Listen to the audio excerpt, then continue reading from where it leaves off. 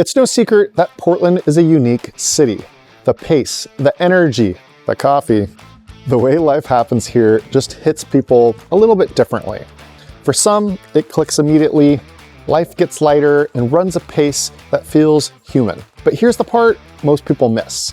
Portland isn't just one city, it's a stack of completely different lifestyles sitting right next to each other. Choose the right one and everything feels easier, but choose the wrong one and nothing quite lines up. You might feel like you never get to the heart of living here. We've seen it so many times. New clients who think they know exactly what part of town they belong in, but they come out for a visit and are pleasantly surprised to find that they feel more at home on the opposite side of the river. And really how happy you'll be here depends on how well your lifestyle aligns with the neighborhood you choose.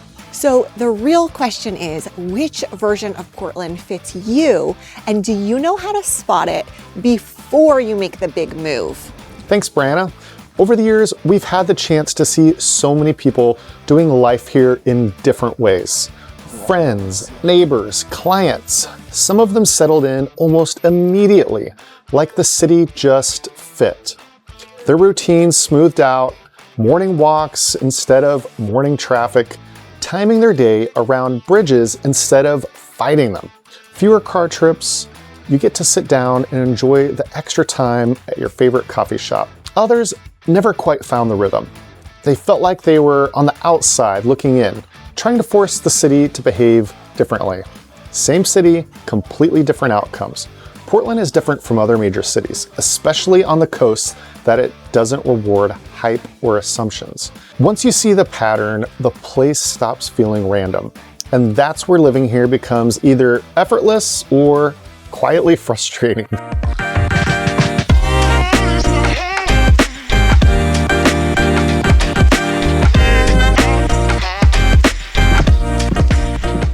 This is the piece most people miss. Portland really runs on a different daily rhythm. And when your life syncs up with it, the city starts working with you instead of against you. We had a client move here last year from out of state with a fully remote job and a clean slate. Imagine, on paper, they could live anywhere. And at first, they tried to run Portland like their old city. Packed schedules, nonstop errands, you know how it is, always rushing, and it wore them down fast. But we saw them absorb the pace around them and stop stacking their days like that. They timed errands around light traffic, especially around bridge hours, which are definitely a thing here. Coffee became a cozy pause instead of just a mechanism to fuel the chaos. Evenings wrapped earlier because that's what tends to feel right here. That's the Portland rhythm. And this is not just my hot take. Regional activity patterns really show that people here tend to keep daily life closer to home, which helps time feel way less compressed. You notice it in the mornings when streets stay calm, and then you feel it in the afternoon when the city kind of hums with some energy, but it doesn't scream.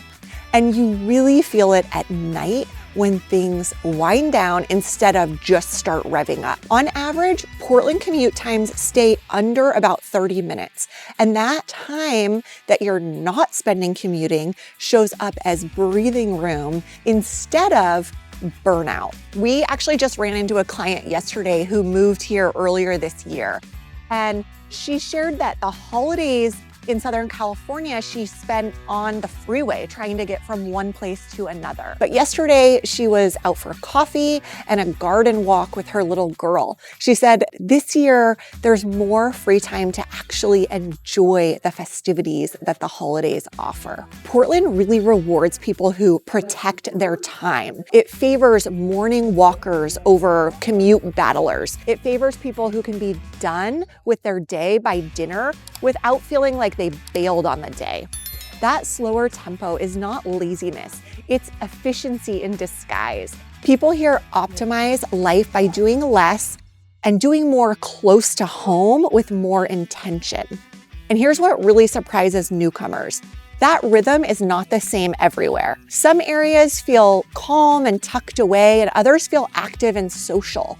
Some feel like a small town sitting inside a major metro. Same city, same Portland, but a totally different pace, a different stress level, and a different lifestyle outcome. If you're there watching thinking, I like this rhythm, but I don't know where I fit, that is exactly where we come in. We are your local Portland, Oregon real estate team of choice. Our job is to help you discover which version of this city actually matches how you want to live, not just what looks good online or what you've heard about Portland. So if you're relocating, upsizing, downsizing, or making a move within Portland, reach out. All of our contact information is right in the description below. You don't have to guess your way into Portland. You can discover it the right way with our help. Now, what really changes the experience isn't the neighborhood name on a map. It's the micro neighborhood, the neighborhood you actually live in. Not what it says on a map. Blocks matter, corners matter. The stretch of street you walk on every day matters more than the label on Zillow. You can cross one set of tracks, one quiet divider, and the entire vibe shifts. Suddenly, the pace changes. The sounds change. Even the way people move changes. One side feels sleepy and residential, the other feels social and lived in. The same zip code, completely different experience. One example is Mount Tabor in Montevilla, or Laurelhurst in Kearns, which sit right next to each other but feel like completely different versions of Portland. Laurelhurst is one of those classic established neighborhoods that feels intentionally calm, big, beautiful, stately homes oozing historical character, tree-lined streets, and a slower pace, centered around Laurelhurst Park. It attracts a lot of families and long-term owners, and it's the kind of place where things don't change much, which is exactly why people love it. Now, Kearns, on the other hand, feels plugged straight into the city. You're right near Burnside and 28th, so there's constant energy. Restaurants, bars, nightlife, people walking everywhere. The homes are smaller, the lots are tighter, and there's more density, which gives it that urban feel. You can grab dinner, meet friends, and be out late without ever getting into your car. Now, what's crazy is how fast that shift happens. You can leave a quiet street in Laurelhurst and be in the middle of all the action in just a couple of minutes. Now, research on neighborhood identity shows that everyday places shape how people actually experience the community they live in. Not landmarks, not attractions, the stuff people use daily. Parks where the same faces show up every morning. Small restaurants that anchor routines, that is where Portland shines. Portland has over 90 neighborhoods. Most of these areas never make the best neighborhood lists, but quietly work really well. Residential stretches where people walk to coffee instead of driving. Small business strips that feel local instead of curated. You see it especially on the Inner East Side, where crossing a single greenway street can flip that vibe from lively to low-key without warning. And here's the part where most guides miss. These micro neighborhoods aren't always obvious when you visit. They reveal themselves through repetition, the second walk, the third grocery run, the way evenings feel once the street settles down. That's why people move here loving a neighborhood in theory, then fall in love with a totally different pocket once you walk the neighborhood and tour a bunch of homes. Some areas people write off as boring end up being incredibly livable. Some spots that look exciting on paper feel a little too chaotic. It's all about the lifestyle fit and what feels comfortable to you. Curious where you land on this? Would you rather live on a block where everyone knows your name, or one that's more private and neighbors keep to themselves? Comment down below which one fits you better. Here's the honest part. Portland is not a universal city that's a great fit for everyone. It really demands alignment with your lifestyle. When it works fast. Those are the relocators whose shoulders relax and social life thrives. And when it doesn't work, people often feel it within a year. This place works best for people who care more about autonomy than optics. People who don't need constant stimulation to feel productive. people who are comfortable shaping their own routines instead of borrowing the pace from the world around them. Research on lifestyle archetypes and urban behavior shows that cities built around neighborhoods tend to reward flexibility, local routines, and control over time. That describes Portland exactly. The people who thrive here usually fall into a few clear lanes: remote or hybrid workers who don't want their life orbiting around a commute, creatives who prioritize environment over hype, and families who want walkable, calm routines without nonstop noise. People willing to trade some square footage for access and time, that is who is happiest here. It's not random that Portland consistently ranks near the top nationally for bike commuting, hovering around 6% of our daily commuters. This city is built around proximity, not speed, not packing as much in as possible.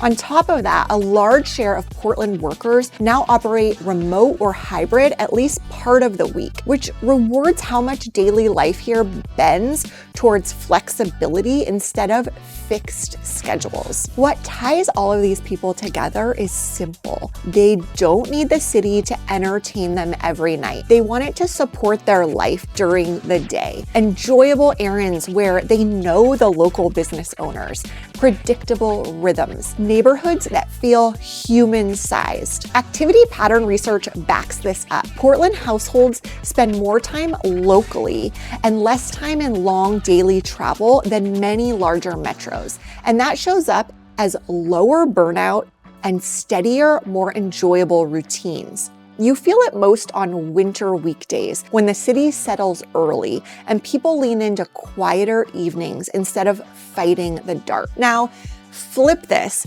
and you'll see people who struggle here tend to want constant momentum. Visible ambition everywhere, late nights as a default, that big city energy on demand when you want it. Portland can feel a little slower to these people. Sometimes uncomfortably slow, especially midweek in the winter, but that's not really Portland failing, that's just lifestyle misalignment. Another common friction point here is expectations. People who get here expecting Portland to act like a dense tech hub or a nonstop entertainment city might get frustrated. This city doesn't chase urgency.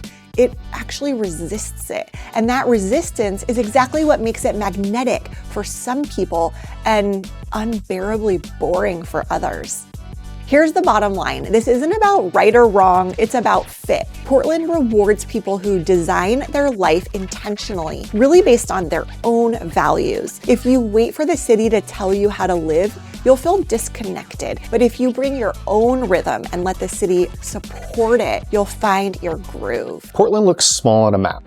That's misleading. What actually shapes life here isn't miles, it's the friction. Tiny distance changes can quietly rewrite how your entire day feels. This city is built in layers, not in huge sprawl. Neighborhoods stack next to each other instead of stretching outwards forever. That means moving half a mile can change your commute, your grocery run, your social life, even how you leave the house. In compact cities with mixed-use pockets, daily behavior shifts fast based on proximity alone. Portland fits that model perfectly. You feel it in how people move. Say, for instance, crossing a bridge can add 10 minutes or it could erase it. Living one block closer to a greenway could turn errands into walks. Or being just outside a commercial strip could keep nights calm, while being 2 streets closer could make the city feel super social and loud. The distance barely changes, but the lifestyle doesn't. This is where newcomers get a little tripped up. On paper, everything looks close, but in real life, the river matters, the hills matter, the highway cutting through there matters. How traffic funnels really does matter in this city. Then you have the east versus west of the Willamette can totally change how your commute might feel or how the city lives for you. Now, planning research shows that small shifts in access to transit, bike routes, or neighborhood amenities create outsized changes in how people travel and how far they go. In fact, most Portland residents live within about a half mile of a daily use amenity like a park or a school or a local commercial strip, which is why block by block level placement matters here more than just the raw distance. Now, Portland's grid really amplifies this. You have short blocks, frequent intersections, calm side streets running parallel to busy arteries. One street can feel peaceful while the next can feel nonstop. That's why locals talk about being close, but not too close. Close to the action, close to the routines, but far enough to protect your quiet space. This layout rewards intentional placement. Get it right, and daily life feels smooth and efficient, but misjudge your neighborhood and that same city can feel a little inconvenient and loud. And here's the part that most people underestimate. These small distance decisions can shape your costs too. Your commute time, the transportation spending, how often you drive versus how much you walk. So how dependent you are on distance errands instead of local ones. The layout doesn't just vibe, it affects your budget. This is the part you can either respect about Portland or spend years fighting. Like any deal, you don't get the upside without accepting the trade-offs. Weather sets the tone more than people expect. Research on climate and mood really shows that light exposure affects daily energy more than temperature. And that shows up here fast. Winters feel quieter and cozier. Portland averages over 140 days of rain each year. It doesn't rain all day, that just means a little rain, but you either learn how to move with it or you spend months waiting for life to start. But our payoff is summer. On that first glorious flower blooming, sun shining day in the spring, this city snaps awake. Parks fill and patios stay packed. People stay out late and embrace their neighbors and their social life again. You see it the first warm weekend when Waterfront Park explodes and nobody goes home early. Housing here brings its own reality check. Nearly half of the housing stock was built before 1970, which explains the quintessential Portland charm, that real wood, and the layouts that you won't necessarily find in newer cities. And it also explains the quirks that you want to know about if you're buying a home here.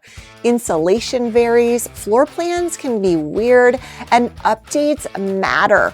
Older homes reward people who appreciate character and are willing to really understand what they're buying. They frustrate anyone expecting brand new perfection without taking some responsibility for house maintenance. Nightlife here is where expectations really split. Portland has great nightlife. It's just intentional. It's not constant. This isn't a city that runs on default late nights. Midweek evenings here are quieter and they wrap up earlier. Research on nighttime economies show that cities with strong neighborhood identities tend to spread nightlife across pockets, meaning each neighborhood has its own evening flavor instead of stacking that nightlife into one busy, chaotic core. And that's Portland's approach exactly.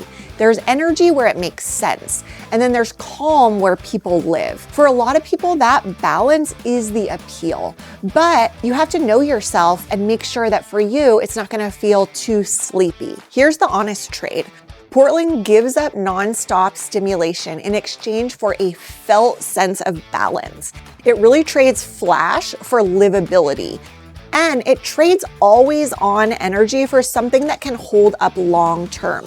People who lean into that rhythm end up loving it here. Quick gut check with you. Would you rather live in a place that goes hard every night but kind of burns you out, or a place that stays calm during the week but shows up big when it counts? Drop which you'd choose in the comments. A lot of people hear Portland's cost of living is above the national average and think that means everything is expensive. But that's not the story. Yes, Portland's overall cost of living sits about 15 to 30% higher than the US average, but mainly because housing costs are higher. The median home price in Portland right now sits around about $550,000, but prices may vary massively from one neighborhood to the next. So you could see a $400,000 home and you could get a $1 million home that averages like in another neighborhood, say for instance like Lake Oswego. Here's the part most people miss. Placement matters. If you live in a neighborhood where you can walk to coffee, groceries, school, a park, your overall costs are going to often feel a lot lower, even if the house costs more. So when people move here and end up driving everywhere, that's when Portland might start to feel a little bit more expensive. Things like gas, spending more time, sometimes even needing a second car. That adds up fast, and no cost of living calculator accounts for those types of things. Transportation is also the big hidden variable. A lot of households here spend less simply because life stays local. Short trips, walking, biking, fewer long commutes. I've had clients drop a second car just because they chose a neighborhood where they can use mass transportation or they can kind of walk to everything.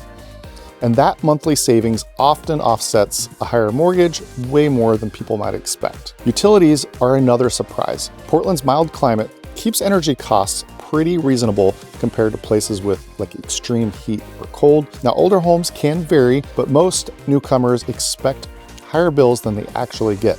It's one of those quiet offsets nobody really talks about when they're warning you about the affordability here. And don't forget that we don't have sales tax, so going out to eat feels a lot cheaper as well, which is good because we have way too many amazing restaurants, if you haven't heard about that. Portland doesn't fail people because they come in with bad intentions. It fails them when they make decisions without the full context. You've seen how this city actually works. Daily, weekly, and seasonal rhythms. A lot like the nature we're surrounded by here. Micro neighborhoods, layout, cost, and trade-offs. None of these attributes live on their own in isolation. They stack together, and that stack is really what determines whether people feel settled here or quietly frustrated 6 months in. We see this play out constantly. We've worked with people who almost bought a place that looked perfect online, but would have wrecked their daily routine.